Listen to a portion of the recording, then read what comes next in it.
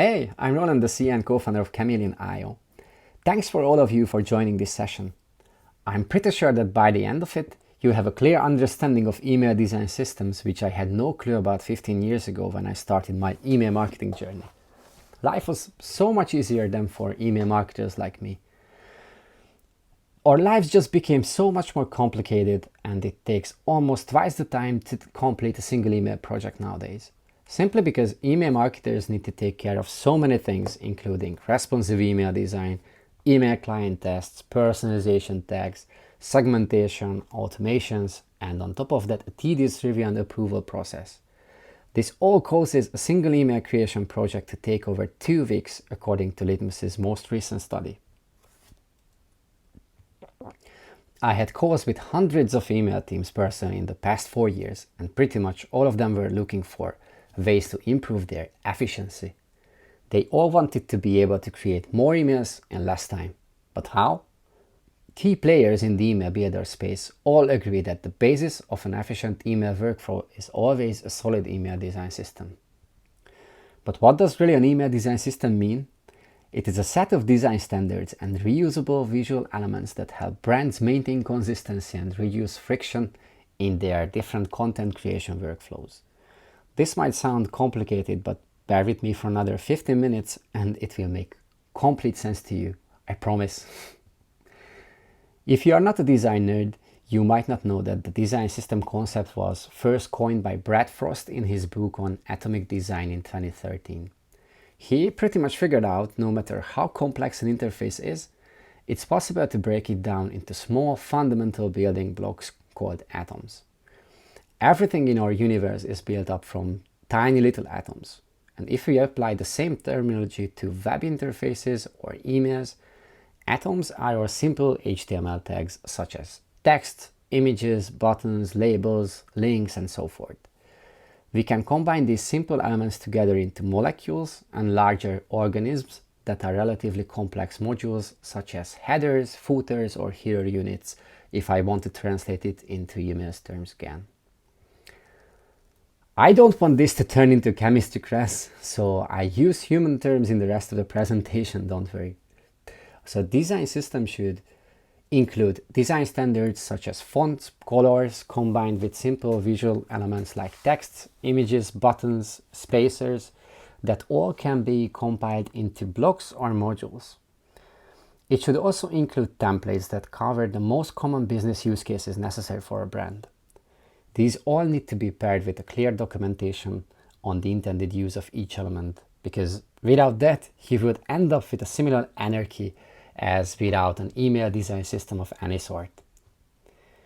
There are clear benefits of having an email design system in place, and the most important is improved efficiency thanks to the fact that less technical people can quickly create and update emails using the predefined design elements.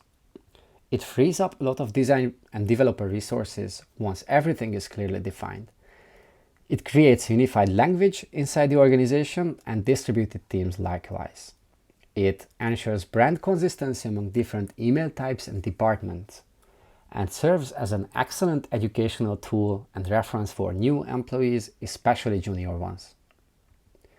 Of course, there are some downsides too. The biggest one is that it takes dedicated designer and/or developer resources to create and maintain a solid email design system.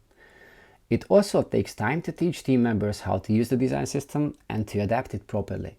And after all, it limits the designer's creativity a bit, and that's something that many designers hate, to be completely frank with you.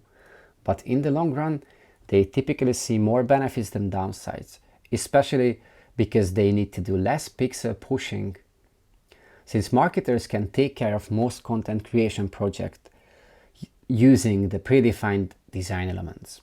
As a result, designers can deal with the big picture instead of daily back and forth with marketers. So, how can you create your design system? At first, I would advise you to start with a design audit.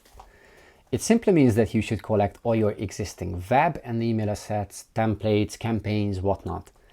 Analyze your marketing metrics and make sure to highlight your most successful design elements that brought the highest click-through rates and conversions. Based on these, you can make a smart decision and figure out which visual elements you want to keep, change, or get rid of completely. Once you are done with the initial audit, make sure to do your research in your specific industry. Check out your competitors and figure out if you need any new elements or modules to meet your email use cases. It can easily happen that this will be the right time for you to think through if you'd like to standardize your transactional emails too. I think it's important to highlight because I see many brands send quite different transactional and promotional emails, most likely because they use different systems to create those messages. I would advise you to stick with a single email design system that includes all your necessary assets and templates. My favorite sites for design inspiration are Really Good Emails, Mailed, Email Love, or Dribble. All of these have a bunch of examples from some of the best brands in the world. As a next step, you should lay the foundations and collect all your brand-specific image assets, such as logo variations, icons, then define your color palette for key elements, highlights, backgrounds, and of course text too. When it comes to fonts, you need to clarify your preferred font family for headings, paragraphs, and links too. But please note that only web-safe fonts work in email clients consistently. If you use a custom font or Google font, it will only display for those readers who use iOS, Apple Mail, Outlook 2000, or Outlook.com. The rest will see a fallback font that you need to define clearly in your email code. But don't worry if your audience will never see your lovely custom brand font in your emails. Believe me, it's more important for them to receive an easily readable and accessible email rather than a purely image-based message that's hard to read on mobile devices. So once you lay down these foundations, you would ideally end up with a mood board like this, and a collection of your email templates and modules too. This is the time to categorize your assets and agree on the naming conventions you want to use in your design system. Naming convention matters a lot, actually, because without it, you would end up with messy names and duplicates all the time. The best practice advice is to use lowercase letters to avoid confusion. Don't use overcomplicated abbreviations. Instead, use short, simple, clear human words and follow a commonly agreed logical hierarchy. For example, the one shown on this slide: name / type / size / color, and optionally state. There are a few common terms we see appear in design systems, such as mobile, desktop for categories, header, footer, hero unit for types, large, medium, small for sizes, and of course left, center, and right for alignments. If you combine these words together in a logical order, everybody will be able to figure out how the bottom primary dark element will look like, even without actually seeing it. An important next step is to decide what sort of email width and grid system you would want to use. I see that still most brands use a 600 pixel email width, but if you want to go wider and use bigger white space around your email content, you can go up to 720 pixels. Just make sure that you don't end up with too long, hardly readable lines of text when you go wider. When it comes to the grid system, best practice advice by email geeks like Mark Robbins, hey Mark, is to use an 8 pixel grid.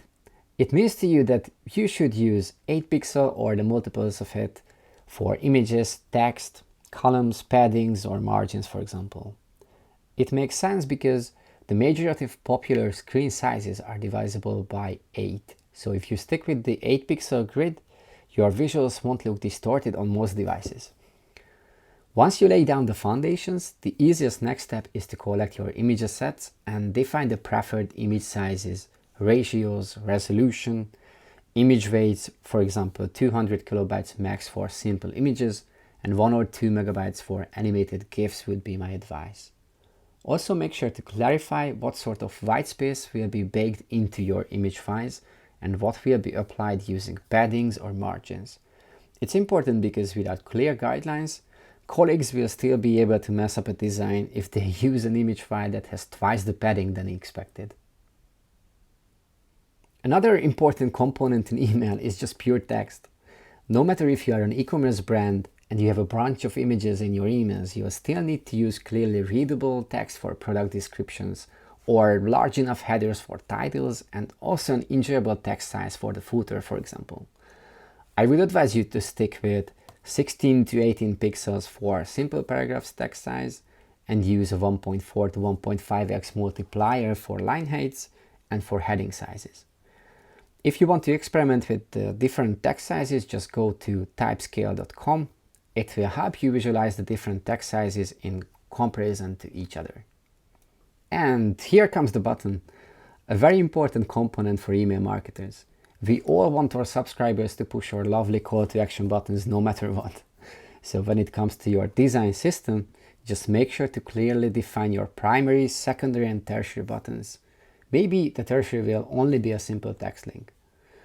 Make sure to formalize the required white space around buttons too, and include as many different size and color variations as necessary. Dividers and spacers might not sound that essential to define, but without enough white space, there's no design that would be enjoyable or no text that would be easily readable.